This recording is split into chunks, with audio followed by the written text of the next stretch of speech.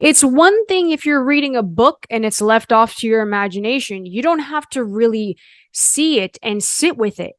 But for 2 hours and 48 minutes, we watched her go through some of the most brutal, graphic scenes that I have ever watched in a film.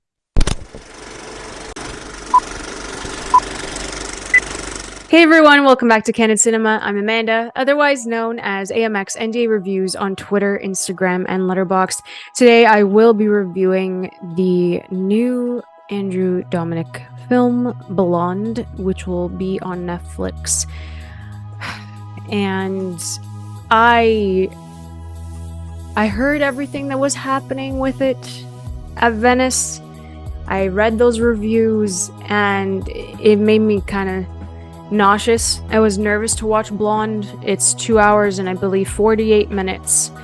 And I absolutely adore Marilyn Monroe. I love her so much, clearly, because she's right there. She's been behind me. She is a woman who has been through a lot. She had to deal with a persona that was fabricated for her in the studio system, and then she had to go through her own hardships in her personal life as well. So she kind of lived two different lives. And even though that was present in Blonde, there was absolutely no care that went into this movie. And for someone like Ana de Armas, who is a very good actress, I've enjoyed most of her work. For her to take on a role after reading this particular script, for a woman who is an icon and beloved by so many, there is a way to tastefully make a film. And every single person that collaborated on this movie did not show the level of respect needed when telling a story about an artist. Mind you, it was a completely fictionalized reimagining of her life. There's a book by the same name written by Joyce Carol Oates, and there are many events that happen in this book that are fictionalized. I'm going to keep saying fictionalized because what this film has done to Marilyn and her name and her icon status is demoralizing, completely degrading, and it is the most detached that I have felt watching a movie about a woman, about an artist, because once you've watched enough biopics, even if people have embellished a bit for dramatic purposes on screen, you can still connect with those people, those artists. Like, you can connect with Austin Butler and Elvis, you can connect with them. And that's important because there's a certain level of care and admiration and love for this person's work. And there is no sense of humanity in Blonde. It is a series of scenes that were chosen to show how much people abused her, violated her, exploited her, and it was just a series of bad events, one right after the other. Everything about it was gratuitous. The nudity, I won't even get into, because for the second half of that film, Ana de Armas had no bra on, she had no top on, and it was always like a medium shot of her. And I understand for the sake of art, but it has to be in the context of the scenes that you are writing and putting on screen. These felt like a series of sketches, as I said, of the absolute worst moments of her life, the most painful moments of her life. They exploited her. People are going to say, but that's the point. She was exploited. I understand. But again, there is a tasteful way to execute certain things, especially when you should be taking care of subject matters that involve abortions, sexual assaults, miscarriages, rape. Like, these are things that should be handled with care when talking about it, and, just being put on screen for people to see. It's one thing if you're reading a book and it's left off to your imagination. You don't have to really see it and sit with it.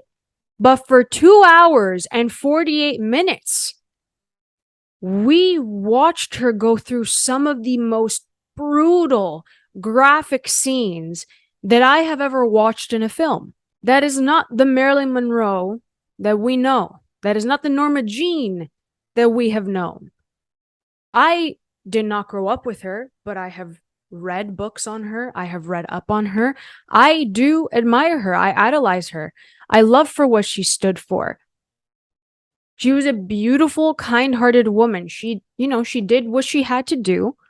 I'm not saying everyone is perfect. She went through her own thing. To show no care and no love for the subject that you're highlighting for 2 hours and 48 minutes, there was this hollow emptiness, the detachment, really, from an icon that shouldn't have been there. That is not a feeling that you should have for an entire runtime of a movie where I was cringing. I was angry. Every single scene was just getting me angrier and angrier. It's mind-boggling to sit there and understand and try to comprehend, that like someone wrote this. Someone sat there, wrote this, performed it, and filmed it. And there are scenes that I can't get out of my head, not because they were good, but because of how graphic it was.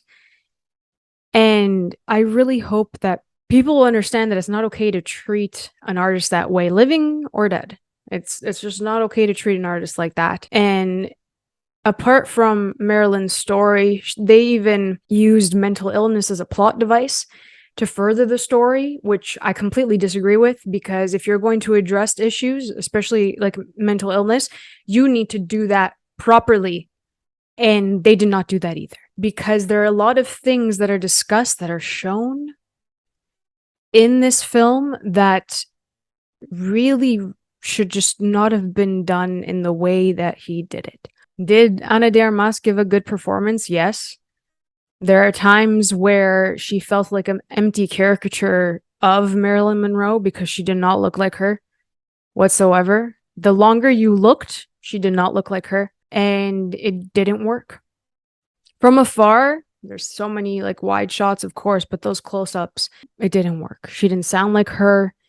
It went in and out, kind of. She would lose it a bit. There are really emotional moments that I thought she did well, but it comes down to the writing and it comes down to the direction. And they just wanted to show her in different sexual positions with different sexual partners, and to physically show how she was abused multiple times in 3 hours was just excessive. And also, since, Andrew Dominic thinks that adding some flair to these really brutal scenes would kind of lessen the blow, I don't understand. They were pretty stupid transitions that symbolically meant that, they were climaxing. And I'm like, congratulations with those transitions, as if we haven't seen those before. It didn't work for me. There are some really weird aspect ratio changes again that didn't work.